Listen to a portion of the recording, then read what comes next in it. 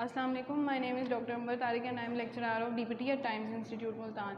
आज हमने prosthetics and orthotics में टॉपिक पढ़ना है जो है उसका नाम है पेन मैनेजमेंट। तो पहले हम पेन की बात कर लेते हैं कि पेन क्या होती है। तो पेन एक अनहेल्दी या अनप्लेजेंट सेंसेशन होती है, unpleasant sensation due to any illness, injury और ट्रॉमा।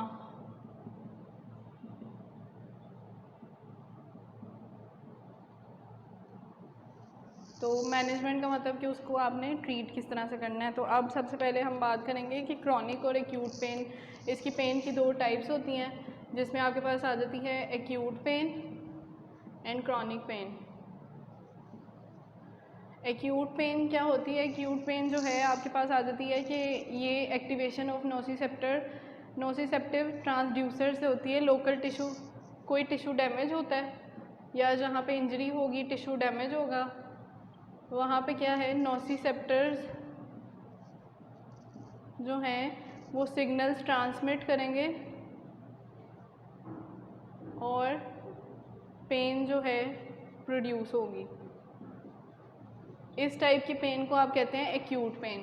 और आपके पास इसमें ये जो है ये लिमिटेड टाइम के लिए होती है, और ये जैसे ही आपकी अंडरलाइंग पैथोलॉजी जो है वो रिजॉल्व हो जाती है, फ़ौरन ही एक्यूट पेन जो है वो मिनिमाइज़ हो जाती है या सबसाइड हो जाती है। क्रॉनिक पेन क्या होती है? रिकरेंट या कांस्टेंट पेन होती है, रिकरेंट या परसिस्टेंट, कांस्टेंट, कॉन्टीन्यूस पेन, जो कि वीक्स से मंथ्स तक जो है वो परसिस्ट करे। और इसमें जो है एक्सपेक्टेड हीलिंग टाइम जो है वो वेरी कर सकता है इन पर्सन टू पर्सन, और इसमें डिटेक्टेबल पैथोलॉजी हो भी सकती है और नहीं भी हो सकती। तो इसके कुछ मॉडल्स आ जाते हैं। Biomedical model of chronic pain आ जाता है सबसे पहले।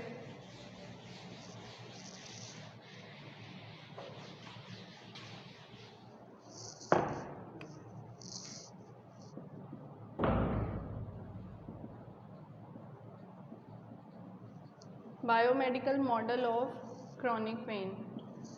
तो इस मॉडल के अकॉर्डिंग अगर हम देखें तो क्रॉनिक पेन को कौन कौन से फैक्टर्स हैं या कौन कौन से कॉजेज़ हो सकते हैं क्रॉनिक पेन के। तो सबसे पहले है अंडरलाइंग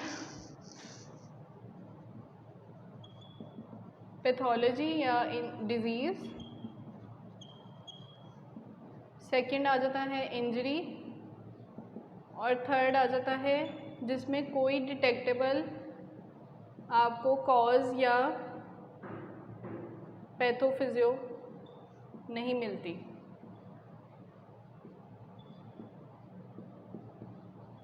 और ये तीनों क्या कॉज करते हैं? आपके क्रॉनिक पेन कॉज कर सकते हैं, और उससे क्या होगा, आपका क्वालिटी ऑफ लाइफ जो है वो डिस्टर्ब हो सकता है।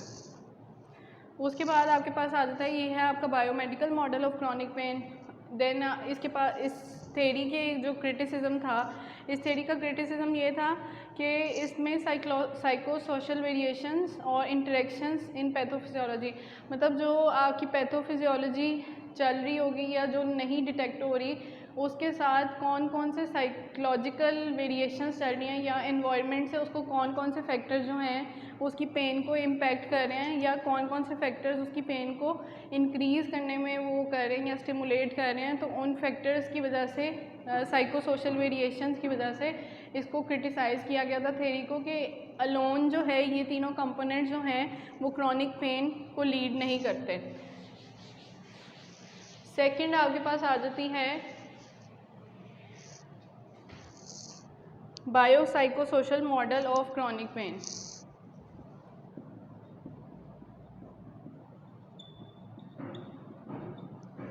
तो इस थ्योरी के अकॉर्डिंग अगर हम देखें तो इसमें बायोलॉजिकल फैक्टर्स आ जाते हैं, साइकोलॉजिकल आ जाता है, सोशल एनवायरनमेंट आ जाता है, जो लीड करता है टू पेन।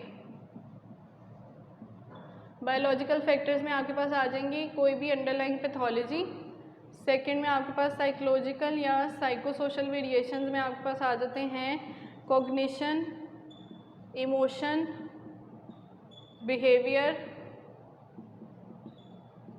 और कोपिंग मैकेनिज़म्स। कोपिंग क्या चीज़ होती है?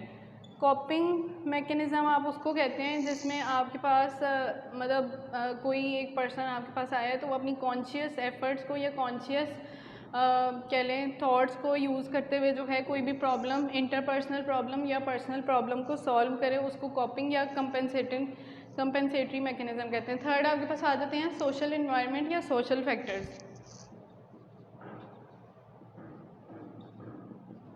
तो बायो साइको सोशल मॉडल के अकॉर्डिंग इसमें साइकोलॉजिकल वेरिएशंस का एडअप हुआ था और ये लीड करते हैं टू क्रॉनिक पेन या पेन एंड फंक्शनिंग को इम्पैक्ट करते हैं। तीसरा आपके पास आ जाता है gate control and role of bio psycho social model of chronic pain.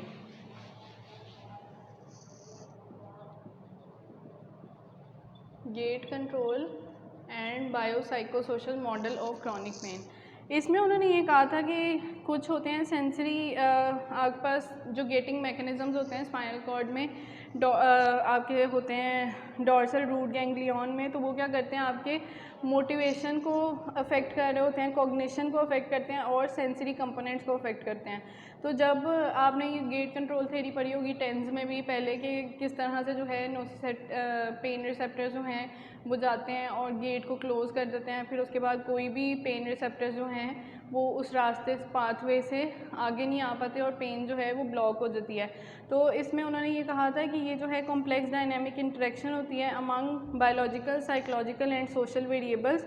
इसमें बायोलॉजिकल फैक्टर्स में आपके पास आ जाते हैं पेन एक्सप्रेशन, फंक्शनिंग, और उसमें आप उसकी सोर्स को देखें या ना देखें उससे कोई फ़र्क नहीं पड़ता, या प्रेजेंस और एब्सेंस ऑफ साइकोपैथोलॉजी को आप नहीं देखेंगे।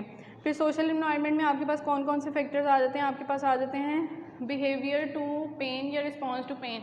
अगर एक पेशेंट पेन से सफ़र हो रहा है तो उसका रिस्पॉन्स क्या होगा उस पेन के पेन को किस तरह से वो परसीव कर रहा है। और कॉग्निशन, पेन रिलेटेड बिलीव्स कि फैंटम पेन इसमें आ जाती है कि अगर उसको नहीं भी हो रही पेन तो वो फिर भी उसको ऐसे लगे कि जैसे पेन की कोई फीलिंग या सेंसेशन उसको आ रही है, या बिलीव उसका ये बिलीव हो स्ट्रॉन्ग कि कोई इंजरी हुई है तो यहाँ पे पेन नहीं हो रही, लेकिन इंजरी की वजह से उसने दिमाग पे अपने सर पे सवार कर लिया कि यहाँ इंजरी हुई है तो इसका मतलब पेन होना लाजमी है। तो वो इस फीलिंग की वजह से जो है वो पेन को परसीव करता रहेगा या ये समझता रहेगा कि उसको पेन है और उसको सेंसेशन भी फील होती रहेगी अगर वो बहुत ज़्यादा सोचता रहेगा। फिर कोपिंग बिहेवियर्स आ जाते हैं जिसमें आपके पास pain experience, pain related disability, distress और हेल्थ आ जाती है।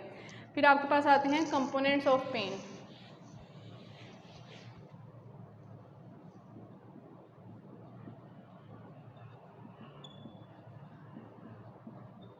पेन के 4 मेन कंपोनेंट्स होते हैं जिसमें आपके पास आ जाता है नोसिसेप्शन, पेन, सफरिंग और पेन बिहेवियर। नोसिसेप्शन, पेन, सफरिंग और फोर्थ है पेन बिहेवियर। ये चारों कंपोनेंट्स किसी ना किसी तरह से जो है पेन के ऊपर इम्पैक्ट अपना डाल रहे होते हैं। नोसिसेप्शन क्या है? Afferent pain signal from the site of damage to the central nervous system. ये क्या करता है? एक्टिवेट करवाता है आपके एफरेंट फाइबर्स,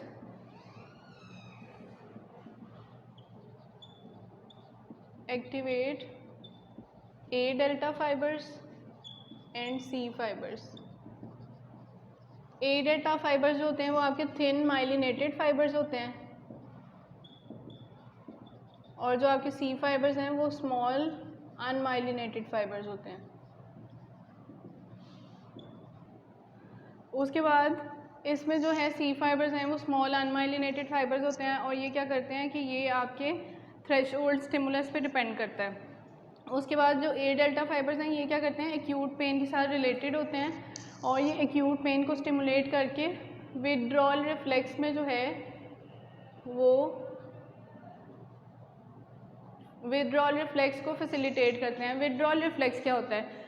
फॉर एग्जांपल मैंने कोई हॉट ऑब्जेक्ट जो है वो आपके हैंड पे जो है, पेशेंट मेरे पास आया, उसके हैंड पे उसकी सेंसेशन टेस्ट करने के लिए पैच टेस्ट परफॉर्म कर रही हूँ, तो मैंने उसको जो है वहाँ पे हॉट ऑब्जेक्ट से टच किया जैसे ही मैंने उसको टच किया तो उसने वो सिग्नल्स जो हैं एफरेंट सिग्नल सीएनएस पे गए, सीएनएस से जो वापस हैं इफरेंट सिग्नल्स आए मसल्स पे, मसल्स एक्टिवेट हो गया और जो अल्टीमेटली क्या रिस्पॉन्स आएगा कि वो अपना हाथ उस ऑब्जेक्ट से फ़ौरन से पीछे हटा लेगा।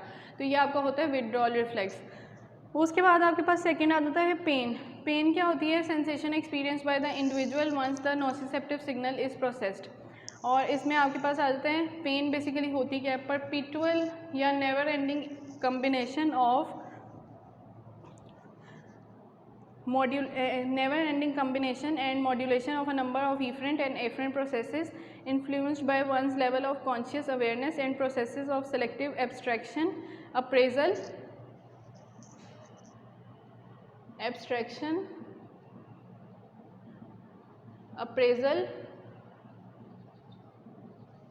एब्स्ट्रैक्शन ये होती है quality of dealing with the ideas, और अप्रेजल है आपकी असेसमेंट। तीसरा आपके पास आ जाता है एस्क्राइबिंग।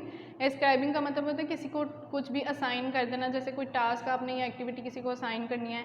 और फिर मीनिंग एंड लर्निंग, तो इसमें ये 5 कंपोनेंट्स आ जाते हैं, एस्क्राइबिंग, मीनिंग एंड लर्निंग। फिर है सफरिंग। सफरिंग क्या होता है कि ये अफेक्टिव और इमोशनल रिस्पॉन्स होता है produced in the brain in response to pain such as, जैसे कि मतलब पेन की वजह से क्या क्या उसमें इमोशंस जो हैं वो डेवलप हो रहे हैं, जिसमें आ जाता है फियर, एंग्जाइटी, डिप्रेशन भी हो सकता है, और इरिटेशन, डिस्ट्रेस या डिसरप्शन। फोर्थ है आपके पास पेन बिहेवियर। पेन बिहेवियर जो है ये विजिबल बिहेवियर्स होते हैं जो कम्युनिकेट करते हैं आपके ऑब्जर्वर के साथ, यानी ऑब्जर्वर आप इधर थेरेपिस्ट ले लें और वो इंटेंशनली या अनइंटेंशनली अगर आपको ऑब्जर्व करे तो इंडिविजुअल को वो उसके फेस एक्सप्रेशन से और किस तरह से ऑब्जर्व करे कि उसको पेन हो रही है या नहीं हो रही। तो उसमें क्या क्या इंडिकेटर्स हो सकते हैं कि एक तो ग्रीमेसिंग, मतलब फेशियल एक्सप्रेशन से थेरेपिस्ट ऑब्जर्व कर सकते हैं कि अगर उसके फेशियल एक्सप्रेशन से आपको फील हो जाता है, आप ये अंदाज़ा लगा सकते हैं कि उसको पेन है या नहीं है।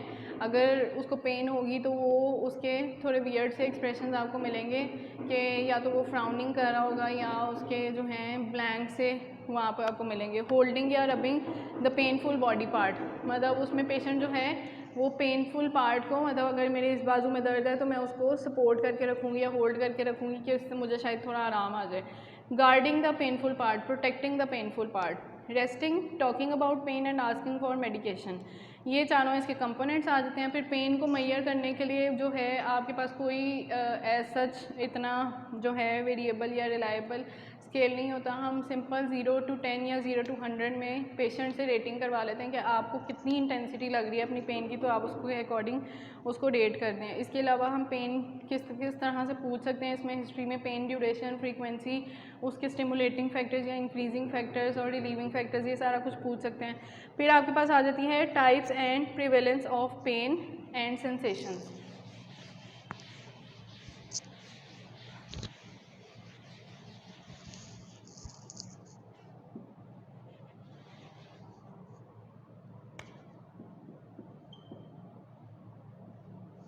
अच्छा जी, टाइप्स ऑफ पेन में सबसे पहले है आपके पास नॉन पेनफुल,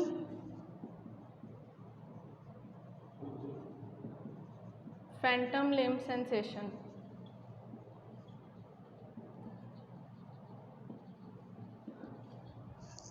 फॉल्स पेन, लेकिन वो पेनफुल होगी नहीं। इसमें आ जाता है कि sensation in the missing limb that are not painful, in the missing in sensations in the missing limb that are not painful may also be present. Common feelings इसमें patient को ये आती हैं कि उसको लगेगा मिसिंग फुट जो है उसका, या अगर फुट की इम्प्यूटेशन हुई है तो मिसिंग फुट जो है वो किसी कॉटन के कपड़े में रैप हुआ हुआ है, या फिर उसको टेम्परेचर जो है उसमें वार्मथ वाली फीलिंग आएगी, इचिंग हो सकती है, प्रेशर उसको फील हो सकता है, या लोकेशन उसको लग सकता है कि जैसे उसका पाँव जो है वो स्पेस में है। फिर आपके पास सेकेंड आ जाती है फैंटम लिम्ब पेन।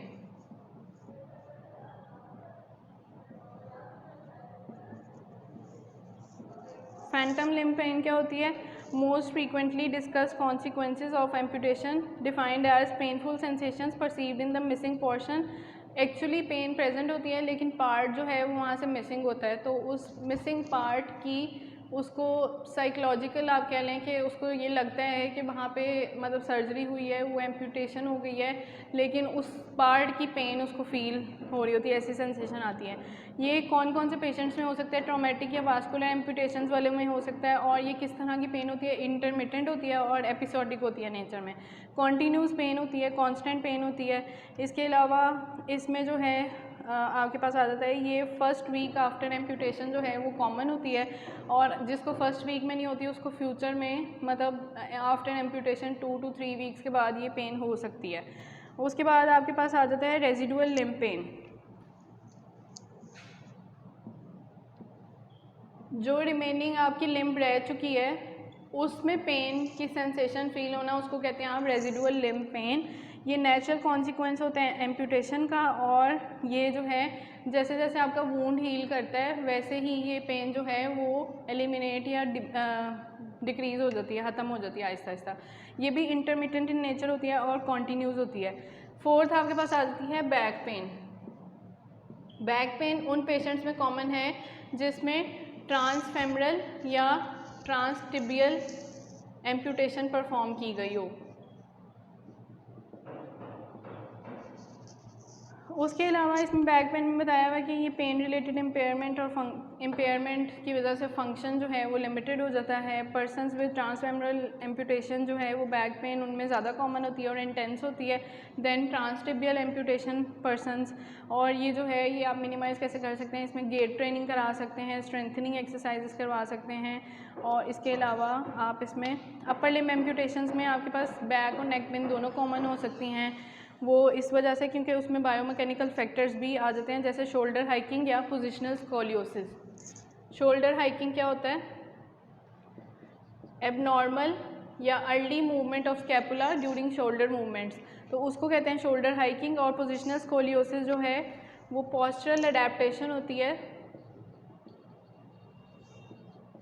या स्ट्रक्चरल अडेप्टेशन।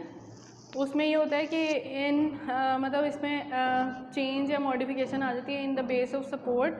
अगर एग्जांपल हम इसमें लेते हैं कि एक बंदा आया आपके पास जिसकी लेग लेंथ जो है वो इनइक्वल लेग लेंथ है, तो उसमें क्या होगा कि वो इनइक्वल लेग लेंथ की वजह से उसका पेल्विस जो है वो एक साइड का वो ड्रॉप डाउन होता जाएगा, और वो उसको वन साइड की तरफ ड्रॉप डाउन होगा तो उसको पोजिशनल स्कोलियोसिस कहते हैं। और उसमें ये होगा स्पाइन पे आपको रोटेशन मिलेगी। फिर है लास्ट आपके पास है एटियोलॉजी ऑफ पेन।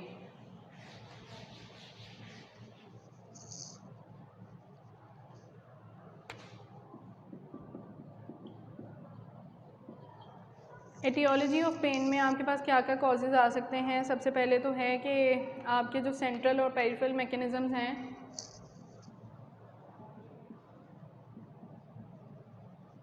मतलब कि सेंट्रल नर्वस सिस्टम और पेरिफेरल नर्वस सिस्टम के जो पार्ट्स हैं उनमें कोई डिस्ट्रप्शन आ गई या उनके न्यूरॉन्स में कोई डिस्ट्रप्शन आ गई जिसकी वजह से पेन जो है वो कॉज हो रही है, या नोसिसेप्टर सिग्नल्स जो हैं वो रिलीज़ होके आगे आके पेन प्रोड्यूस कर रहे हैं, तो उनकी वजह से हो सकता है। इसमें न्यूरोमेट्रिक्स का कॉन्सेप्ट दिया गया था जिसको आप कहते हैं a neural network widely extending throughout selective areas of entire brain including the somatic, visual and limbic systems. Output pattern इसमें ये होता है कि इसमें सेंसरी, अफेक्टिव और कॉग्निटिव डायमेंशंस देखी जाती हैं पेन की। फिर इसके बाद इसमें आपके पास आ जाते हैं कि सेंट्रल एबनॉर्मेलिटीज़ कौन कौन सी कॉमन हो सकती हैं आपके पास, और पेरिफेरल एबनॉर्मेलिटीज़। अब sudden loss of peripheral input जो है वो ट्रिगर करता है आपके सेंट्रल चेंजेस को, जो रिजल्ट लीड करते हैं in deafferentation pain. Differentiation pain ये किस तरह की पेन होती है? Pain due to loss of sensory input in CNS. उसके बाद है स्पाइनल सेंसिटाइजेशन या कॉर्टिकल रीऑर्गेनाइजेशन हो सकती है। स्पाइनल सेंसिटाइजेशन क्या होती है? Sensitisation of dorsal horn neurons, और इसमें ये होता है कि आपकी जो है ये लीड करती है अल्टीमेटली इन स्पॉन्टेनियस या इंक्रीज्ड एक्टिविटी, और आपका थ्रेशोल्ड जो है वो डिक्रीज़ हो जाता है। उसके बाद आपके पास कॉर्टिकल रीऑर्गेनाइजेशन होती है जिसको आप सेंसरी डिसेंसिटाइजेशन और कॉर्टिकल रीऑर्गेनाइजेशन या मैपिंग।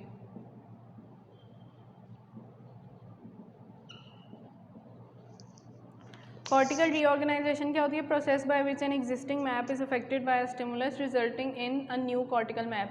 कि मतलब इसमें क्या होगा कि इनपुट चेंज हुआ, उसके बाद जो है अगर किसी हैंड की एम्पुटेशन हुई है तो ब्रेन में जहाँ पे हैंड या फुट की एम्पुटेशन हुई है तो वो जहाँ पे जिस लेवल पे हैंड या फुट था कॉर्टिकल मैप में, वो उस मतलब जो रेजिडुअल लिम्ब है वो मूव करके उस हैंड या फुट की प्लेस में आ जाए तो उसको कॉर्टिकल मतलब मैप बिल्कुल चेंज हो जाए। उसके बाद आपके पास है फंक्शनल, इसमें पेरिफेरल मैकेनिज्म्स में क्या क्या आ जाता है? न्यूरल एक्टिविटी जिसमें जो है इन्वॉल्व हो सकती है, जिसमें आपके पास न्यूरोमा आ सकता है या spontaneous activity in injured dorsal root ganglion neurons. Neuroma क्या होता है? पिंच्ड नर्व या नर्व ट्यूमर को कहते हैं। उसके बाद आपके पास है अदर सोर्सेज ऑफ पेन में न्यूरोमेटा, ये 1 था। सेंट्रल एंड पेरिफेरल 2 में आपके पास अदर सोर्सेज आ जाती हैं जिसमें आपके पास है न्यूरोमेटा। न्यूरोमेटा क्या होता है?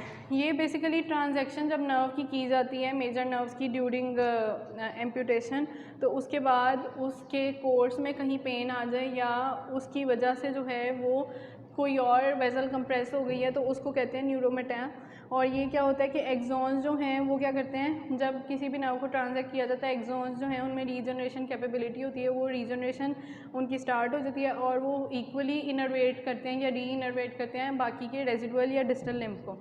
उसके बाद क्या होता है कि अच्छा वहाँ पे जहाँ से नर्व की ट्रांसेक्शन या रीसेक्शन की जाती है वहाँ पे ये होता है कि जो रिमेनिंग नर्व रह जाती है वो क्या होती है, वो वूंड के साथ हील होके एक मैस क्लम्प सा मैस बना लेती है और इंटरट्वाइन आपको अरेंजमेंट में मिलती है। इंटरट्वाइंड अरेंजमेंट मतलब ये कि ट्विस्टेड फॉर्म में आपको वो मिलती है और स्कार टिश्यू वहाँ पे डेवलप हो जाता है, जिसकी वजह से आप बाहर से स्किन के सरफेस पे देख के आप कह सकते हैं यहाँ पे जो है न्यूरोमेटा कंडीशन चल रही है। उसके बाद जो है इसमें फ्री एंड ऑफ नर्व को जो है वो डिवाइड किया जाता है ताकि वो जो हीलिंग है उसकी न्यूरोमा के थ्रू जो है वो कॉम्प्रोमाइज़ ना हो। उसके बाद इस जहाँ पे न्यूरोमेटा कॉज होता है वहाँ पे क्या होता है, प्रेशर कॉज फील हो सकता है पेशेंट को और स्ट्रेचिंग फील हो सकती है। फिजिकल मैनिपुलेशन से आप इसको बेहतर कर सकते हैं। उसके बाद टेक्निक्स इसको मिनिमाइज़ करने के लिए क्या होती हैं कि आप या तो जो है सर्जिकल टेक्निक होती है और मतलब आप उसको जो है सर्जिकली जब रिमूव कर रहे हैं तो आपने किन चीज़ों का ख्याल रखना है, किन नर्व्स को जो है उनका रीरूट मतलब या रीट्रैक कर दिया जाए कि एक जगह से जब उसको ट्रांजैक्ट कर रहे हैं तो उसको मोड़ के दूसरी तरफ जो है वो कंबाइन कर दिया जाए किसी और के साथ, तो उसकी वजह से प्रेशर और स्कारिंग जो है वो अब इसमें सर्जन ने क्या ख्याल रखना होता है कि जो पल्सेटिंग वेजल्स होती हैं हमारी बॉडी में उससे जो है डिस्टेंस पे या away from the pulsating vessels उसने उसको कहीं ना कहीं जो है अटैच करना होता है नर्व को। उसके बाद well cushion soft tissue provide करना चाहिए ताकि मतलब जहाँ पे भी नर्व की कम्बिनेशन या अटैचमेंट आप कर रहे हैं तो वहाँ पे कोई सॉफ्ट टिश्यू प्रेजेंट हो ताकि उसको कोई प्रेशर फील ना हो आफ्टर सर्जरी। फिर इसमें बोन स्पर्स आ जाते हैं या हेट्रोटॉपिक बोन फॉर्मेशन आ जाती है। बोन स्पर क्या होता है कि बोनी प्रोजेक्शन इन बोनी प्रोमिनेंसेस, और हेट्रोटॉपिक बोन फॉर्मेशन ये होती है कि extra bone growth in non bony tissue यानी मसल्स या सॉफ्ट टिश्यू में हो जाती है।